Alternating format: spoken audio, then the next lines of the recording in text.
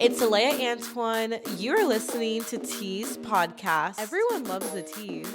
Stop. Don't get too excited. I'm laying on her lap. The milk eventually comes. They're pouring milk in my eye. I'm crying. And we kissed again. So I guess I could shout out for my first girl hookups, laced dab pins and pepper spray. Thank you. Hello everyone and welcome to Tease podcast. I am currently in my pajamas and a blanket right now. I am, hungover would be the word, and getting ready was just an extreme pain in the ass. I half-assed did my makeup. I don't even think I put anything but blush on my nose. I just couldn't do it. And when it came to picking out an outfit, I was like, there's just no fucking way. So I decided to stay in my pajamas. And the reason why I am hungover is because this weekend was Pride. And Pride, I think that a lot of people think it's just a Sunday thing. But no. Pride is a 3-day bender from Friday to Sunday. That is what this episode is going to kind of get into. But I am wearing a blanket over. Oh my God.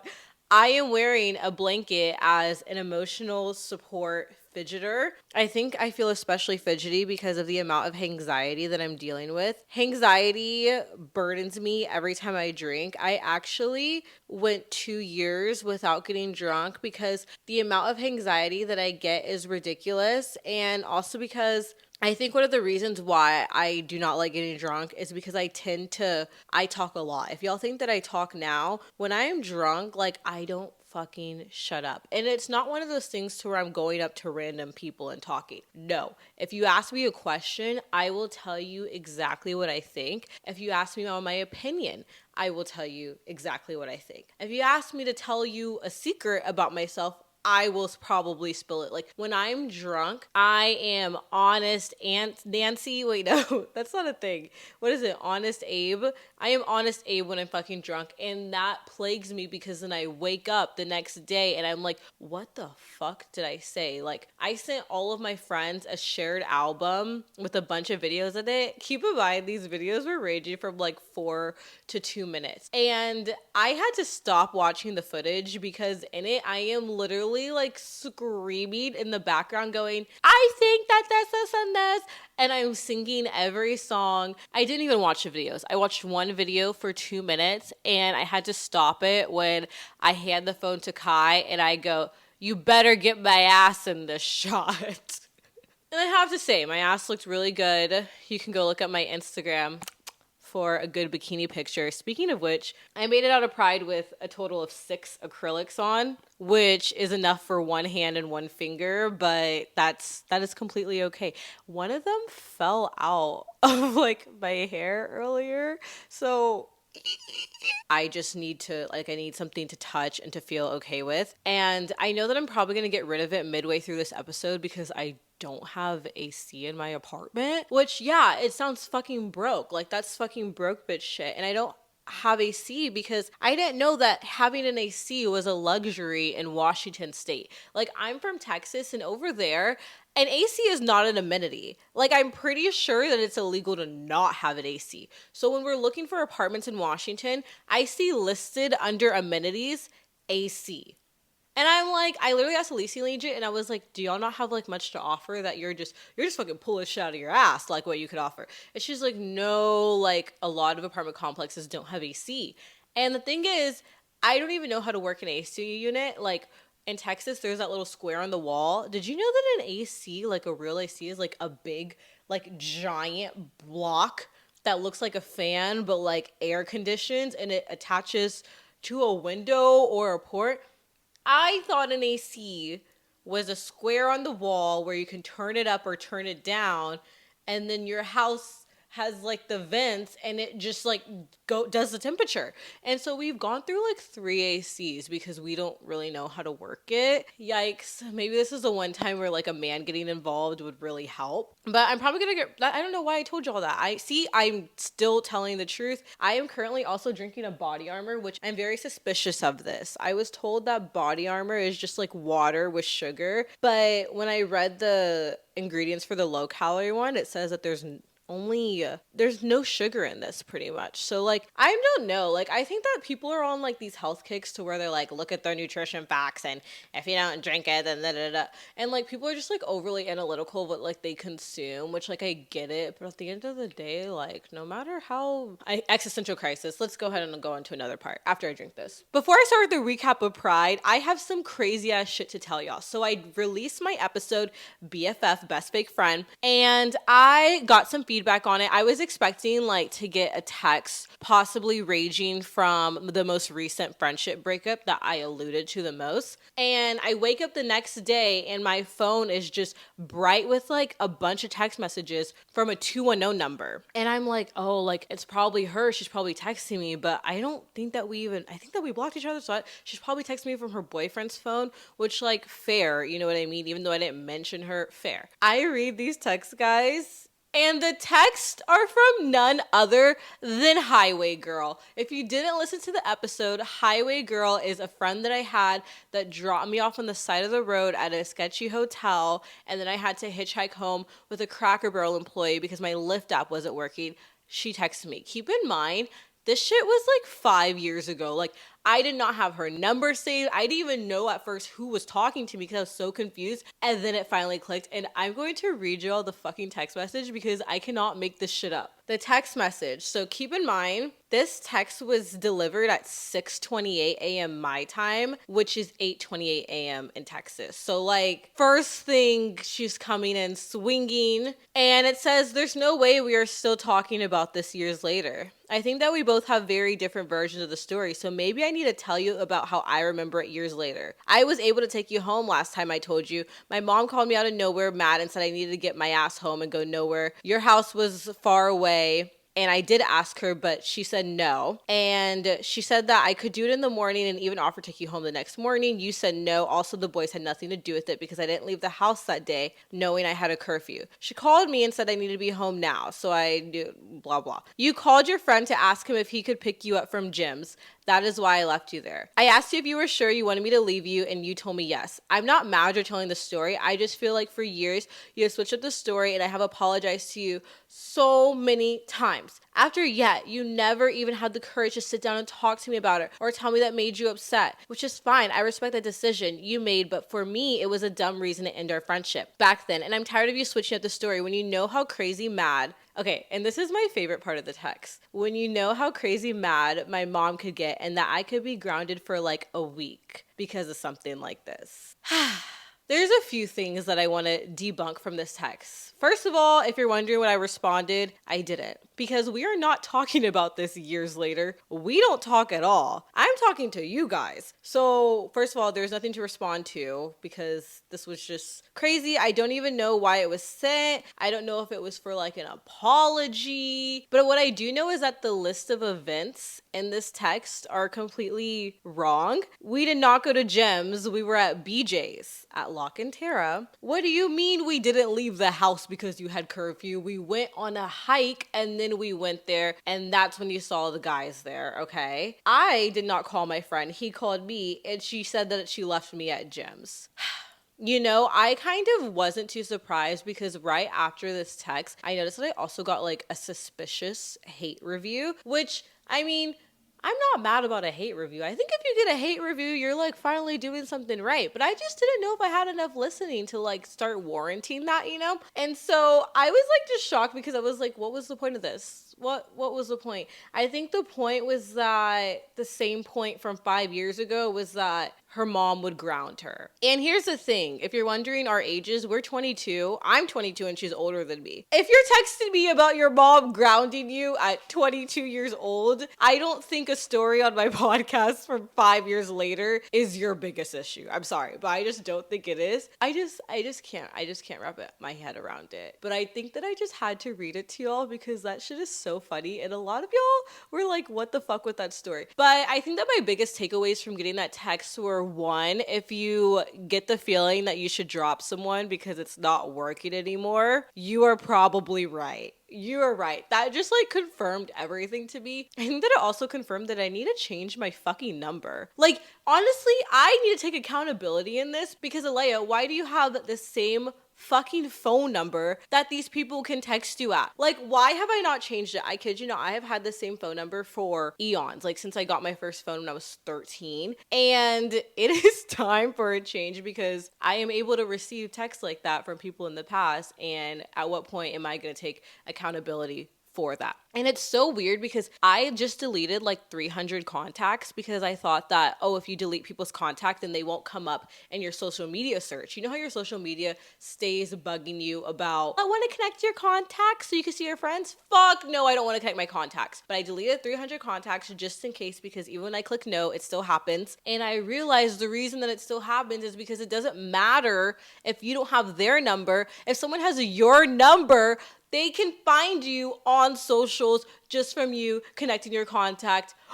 I had no fucking idea. My grandma warned me about this. She always told me, don't use your number, don't use your name on anything. She actually really hates the fact that I do social media. Like, she really fucking hates that. But I had no idea. And then I was like, that makes so much sense because the person that texted me this has been watching all of my stories recently. And I was like, how is she even seeing my stories when we don't follow each other? Come on, Aleya. Come on. I didn't change my number. So I think that my biggest goals for this summer are going to be changing my phone number and going to the gynecologist. Those are my two uphill battles, but by the end of the summer 2024 I will have them completed because my medical insurance is going to be expiring soon and I need to get that done. But let's talk about Pride weekend. I'm going to include some footage from the weekend throughout this video. Like I said, haven't seen the footage. I kind of don't think I remember what even fucking happened. So I think going chronologically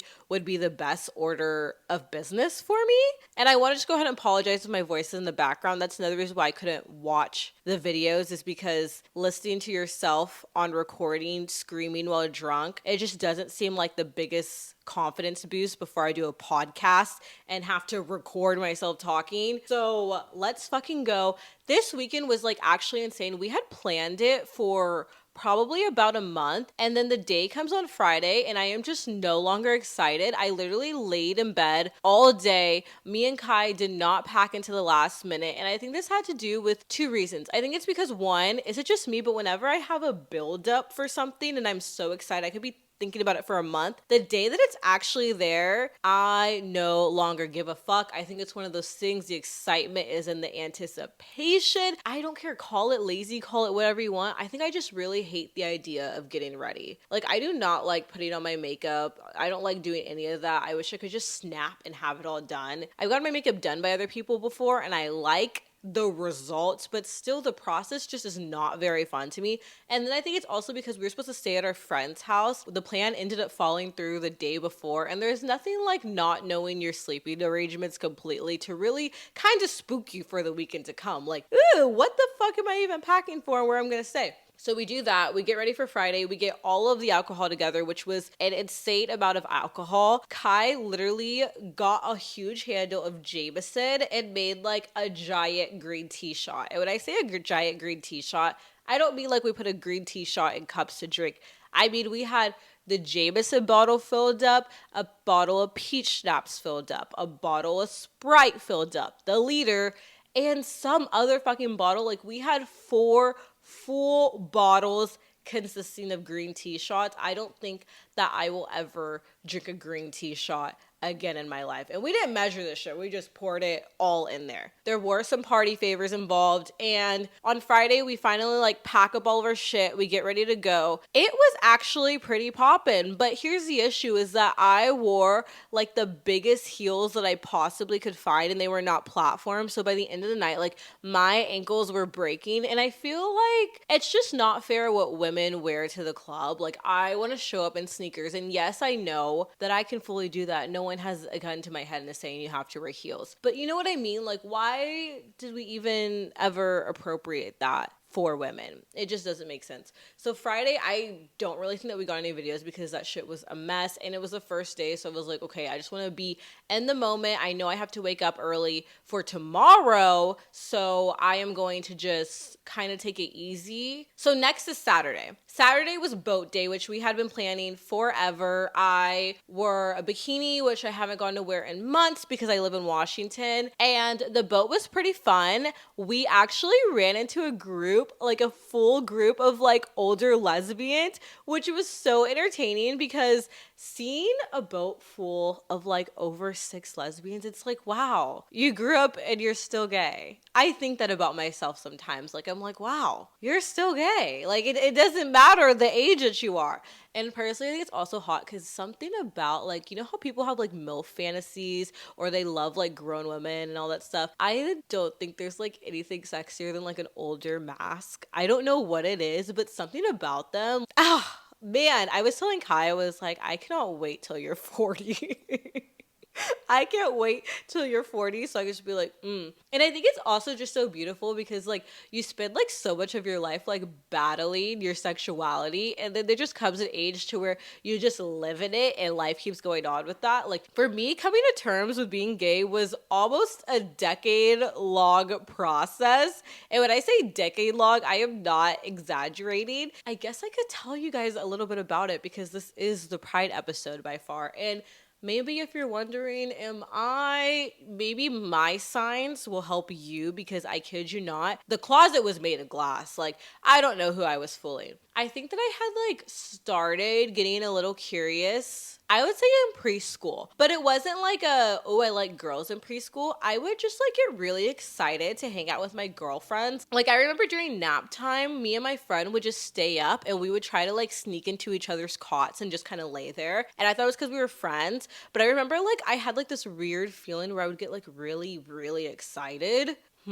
Fast forward, don't think anything of it. I'm in like 6th grade and my friend comes out to me as bi. And when she did this, I was like, oh my God, maybe I'm bi. But I just like didn't want to copy her because I was at the age to where I think that you could copy, you know what I mean? I don't know if it was before her coming out or after, but I developed at some point a ridiculous crush on her. We are still friends to this day and I love her for just being herself and helping me out with that.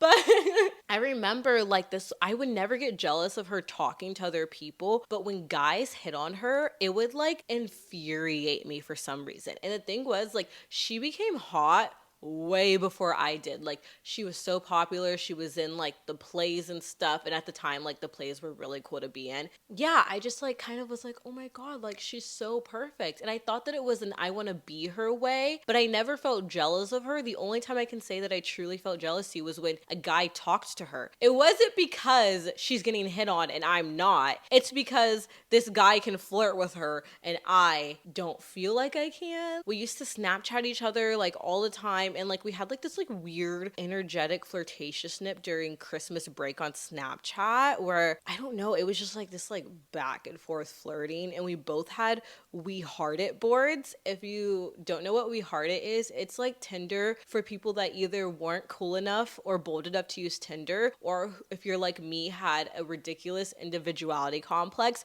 and was like, I can't use, wait, did I say Tinder? Tumblr. It was Tumblr. Or if you're like me who had a ridiculous individuality complex and I just couldn't use Tumblr, so I used We Heart It. So we had We Heart It boards. I don't remember what the title was, but it was just black and white photos of girls hanging out and kissing and all this stuff.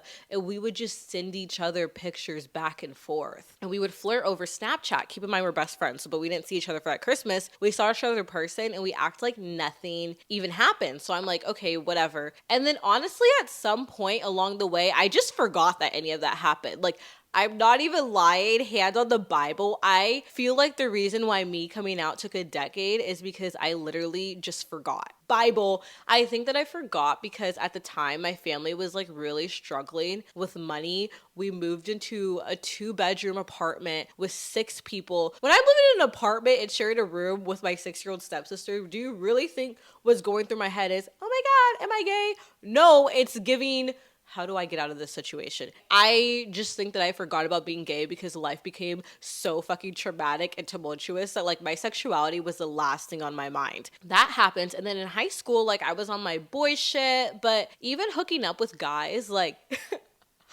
I remained a virgin for I think longer than you would have expected, solely for the reason because if I hooked up with the guy that I just like got fingered or whatever, I was like, I'm good. I'm G, dog. Like, we don't need to have actual like sex. And I was like completely satisfied with that. Like, I was not returning any favors. That was literally it. Another telltale sign, Pretty Little Liars. If you watched Emily and Paige's hookup scenes, gay, because my mom would fast forward that shit and I would be like, rewind that, run that back for me. And so that was another one. I think also like I like loved Sports Illustrated, and I didn't know if I wanted to be in Sports Illustrated or if it was just the content that they were presenting for the masses. I think that was my only YouTube search. Like I was constantly clearing that shit out. I would say that's another telltale sign. And then flirting with girls at parties. I did not go through the phase of kissing my friends at parties. I don't know why. I just don't think kissing when you believe one person straight is fun. Like I truly believe that I was straight, so I didn't see the reason for that. And even now, like if I kiss my gay friend at a party, that's fine, but like I would never kiss my straight friend. Like I don't know, there has to be like some sort of reason, and I don't see the reason if there is no reason. So I didn't do that, but I would always flirt with girls at parties. And the guy that I was like talking to, I remember he was like, why do you keep flirting with that one girl? And I was like, well, she like was standing by herself, so like I felt like it was my personal duty to make sure that she was okay.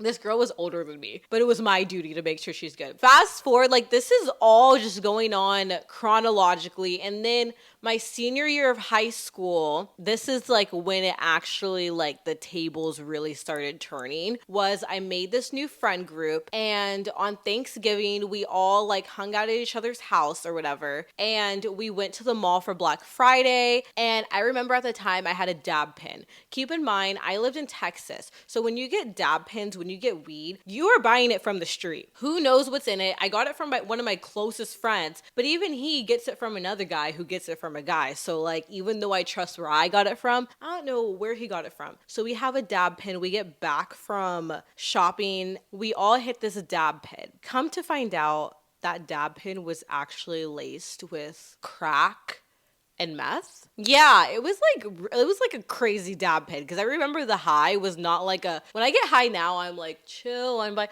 no, I felt like I was like go.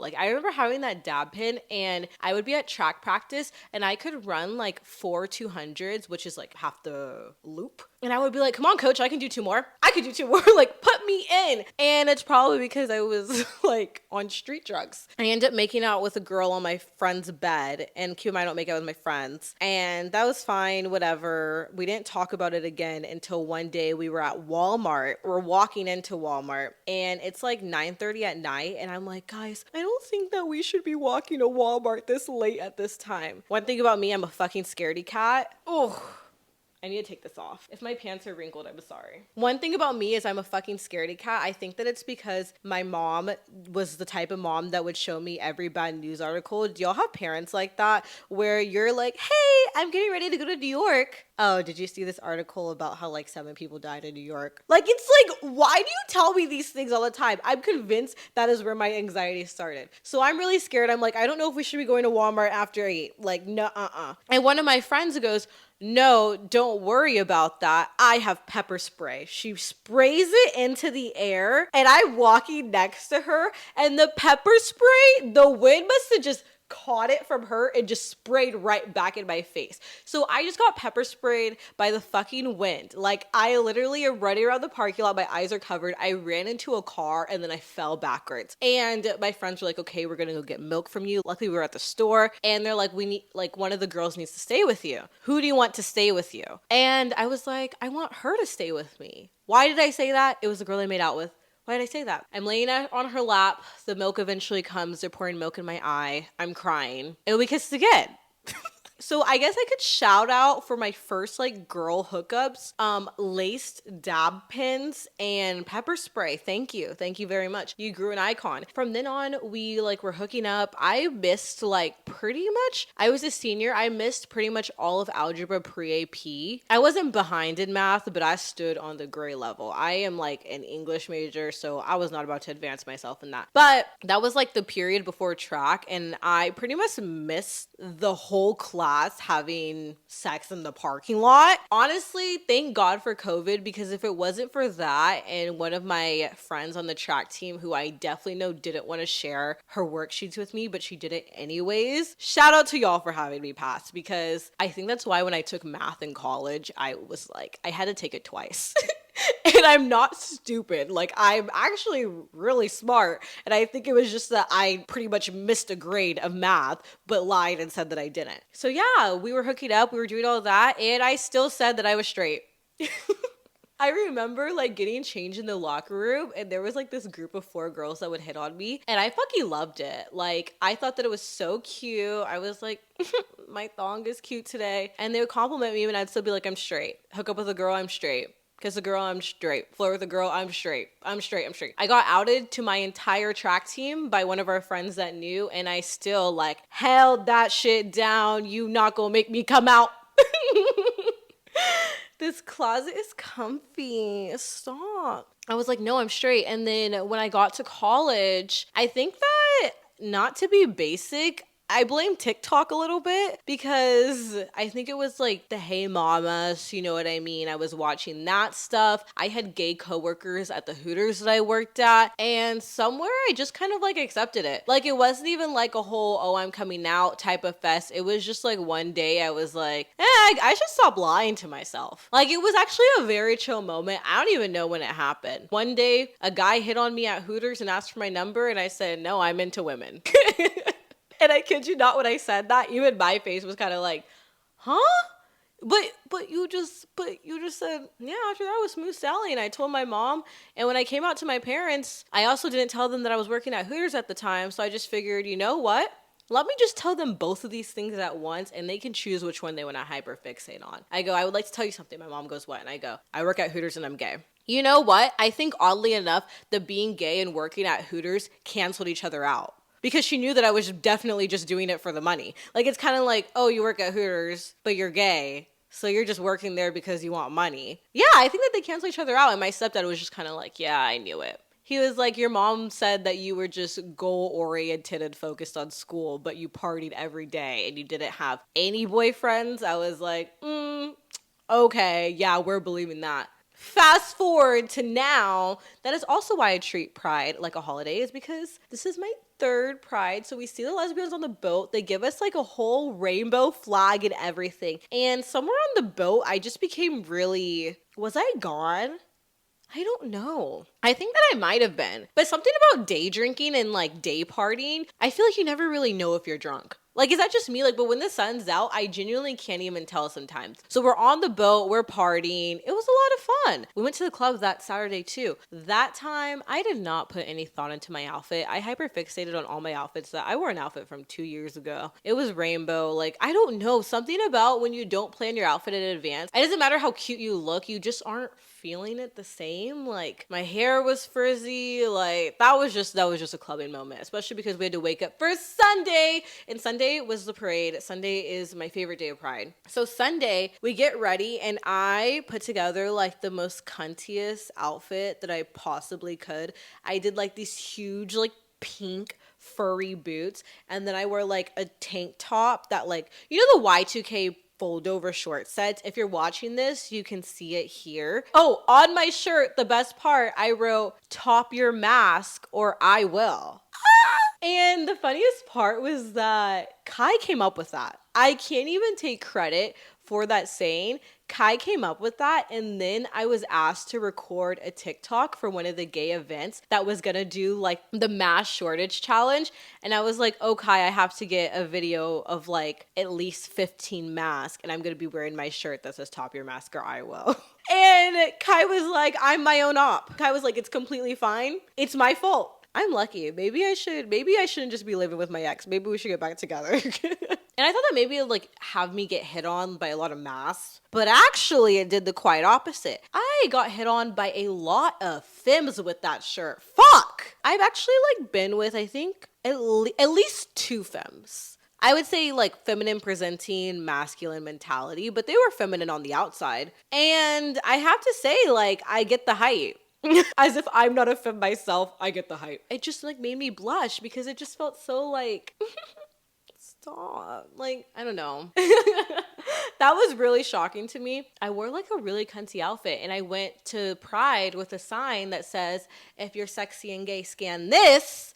And it got to the fucking podcast. If any of y'all are watching and we met through that sign, or I gave you a sticker that said everyone loves a tease, I fucking love you. Ah! No, honestly, that would like really mean a lot because I am my own marketing team. And then we go to Pride Fest, which is like in downtown Seattle because Seattle does it up for Pride. If it's not gay as fuck, then it is clearly performative. Like it's one or the other, but regardless, I think that it's a great place to live as a gay person. The only complaint is that it's so fucking small. I feel like I ran into every single person that I've ever known at Pride. From Instagram, from just running into each other at a party. All of my friends' ex-girlfriends. Like, I ran into everyone. I did not realize, is the world small or is the gay community small? From what I can remember is that we were talking to pretty much any person that we even sort of kind of knew. Like if we knew you for maybe 2 minutes, if we knew you for at least a week, maybe even a day, maybe even an hour in the past, we were chit-chatting. And here's where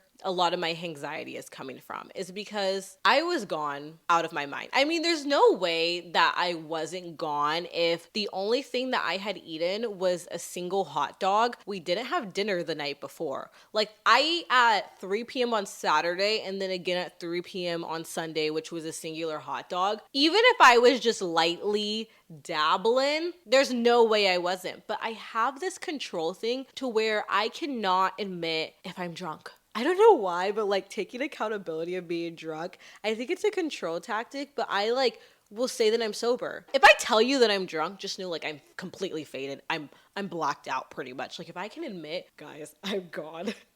Just know I'm fighting demons in my head. But I actually wish that I would just own being drunk because it actually works against me lying and that saying that I'm sober, because then I end up over talking. I definitely end up over complimenting. Like I literally am having anxiety because I remember like 4 different girls that like I went up to and I was like, oh my God, you're so pretty. No, this, and this. No, you're so pretty. And like we had known each other before and I was just going on and I wasn't flirting. I think I just genuinely forgot how to talk like a normal human being. Yeah, that's what it was. So I was just like pulling compliments like left, right, or like overly chit-chatting or maybe even oversharing about my life. I have no idea. Oh my God, thinking about it right now, I'm like a cold chill is going down my spine. And then I was telling people that I was sober too, so they're just gonna think that that's my actual like weird ass personality. They're gonna be like, oh yeah, Aleya, she said all of these things to me and she was sober, so she's actually just fucking weird. Oh my God.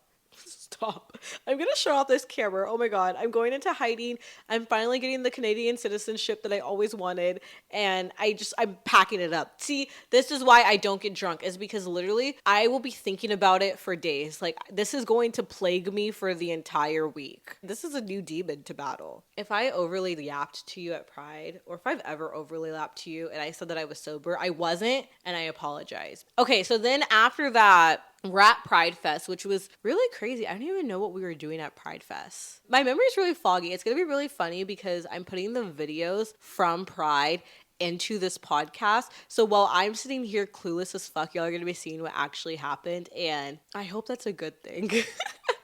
After Pride, we ended up going to the gay party. I remember doing the mass TikTok, went back to the club. I don't remember what happened this weekend, or I don't remember what happened at the end of this weekend. Yeah, we go out for the rest of the Sunday, and then we came home, and I am now awake and doing this podcast. I do want to say, since we're talking about Pride and stuff, I want to be a little sentimental real quick and just say that if you're struggling with your journey, if you're struggling with coming out, if you're even struggling, I know that one thing that I've gone through, which I don't know if people talk about, is yes, you come out as gay, but then you kind of have this internal battle of like, am I bisexual? Am I a lesbian? Am I pansexual? I'm pretty sure I've gone back and forth between bi, I scratched it out officially now, pan, lesbian. I feel like we're always confused about what should my identity be. And I think that one thing that's really landed with me and helped me through all of this is that you have to remember that labels are very man-made. Like, labels aren't the end-all be-all of your sexuality. I actually think that sometimes labels might hurt sometimes because they feel like they put you in a box when really sexuality is fluid. And then to make it even worse, we try to label the amount of fluidity. That's been one big battle that I've struggled with my sexuality, is just like, where do I fit in? And if I choose a label right and I go back on it, is that wrong of me? I can say that once you come out, the journey never really ends. And that's okay, because life is supposed to be about having a journey, you know? Oh my God, I hope I'm giving the right motivational speech. But yeah, first of all, coming out, it's really scary. And I think that another reason why I didn't come out for so long was just that I remember growing up and gay was used as like an insult. Or if I talked to a girl, are you flirting with her? I mean, literally there was a point in time where I was no longer allowed to hang out with my best friend. We were just friends, but it was because my parents thought that I was a lesbian and they thought that we were dating. And so I was no longer allowed to hang out with one of my best friends where it was just a friendship. And I think that these little things really build up from time, because when you're going through years and years and years of people telling you little microaggressions or little micro anecdotes about how being gay is bad, especially when you haven't come out yet. Because when you haven't come out yet, that's when people are the most vocal about their beliefs against it. Like, I can say that now that I've come out, I don't really hear anything about it. But when I wasn't out, I would hear all the time. As a kid, like, whoever was gay in our grade and was out was constantly picked on. God forbid it was a little boy who had a little bit of a feminine side, and he just gets bullied by not only the classmates, but then the parents also talk about him. Yeah, he's a little fruity.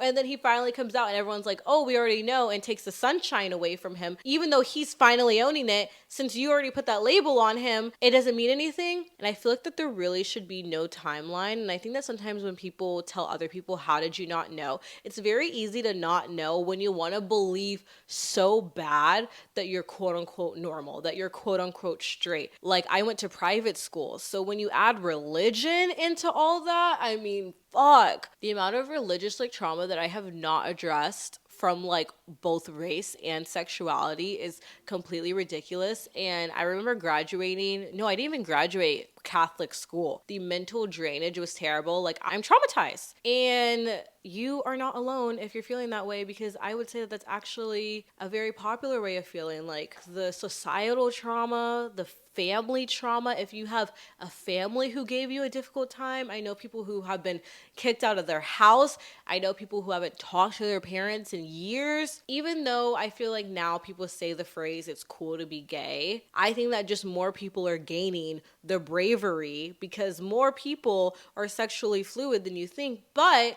regardless of if there's more people coming out, it doesn't make it less scary to the individual person. So if you're even still in the closet, like, that's okay. There's no timing on when you need to rush it. There's no timing on when you need to come out. I think that the biggest thing is, don't think about other people, but think about yourself. If being in the closet at this time is more comfortable for you, because coming out is just way too much of a stressor. Like I said, how I freaking forgot that I was gay. It was because I was going through a lot. And sometimes you can only handle one thing on your plate. So if you're not out already, that is completely okay. You are on your own timeline. The only thing that I would say is that there does a lot of times for a lot of people come a point to where not being true to yourself starts really deteriorating you. It starts taking a toll on your mental health. And it can make you question everything. It can make you question life. It can make you question how you're living.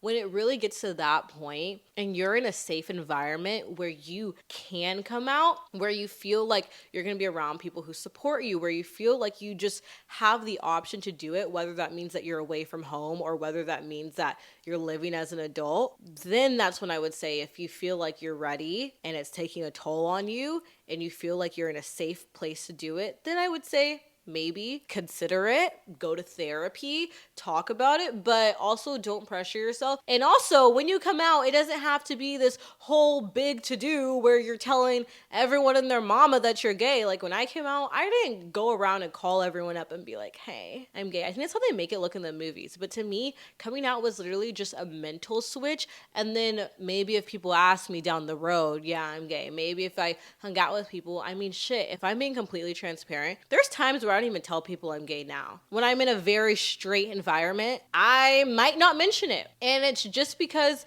being different can be really uncomfortable. Not saying that like that's what you should do. I'm just saying that it's okay if not you're not loud all the time about it. Cause I know that sometimes I personally can't do it. I think it's also like being black, being a woman, being gay. Sometimes I just want to have two minorities. I'm sorry. Sometimes I just don't want to say all three because I'm like, fuck, like I'm tired right now. Like I can't do it. I can't listen to ignorance. I can't fight the fight. And that's okay too. It is okay to do things how you want is the main point. There is no blueprint on when you should come out, how you should come out, and what you do going forward.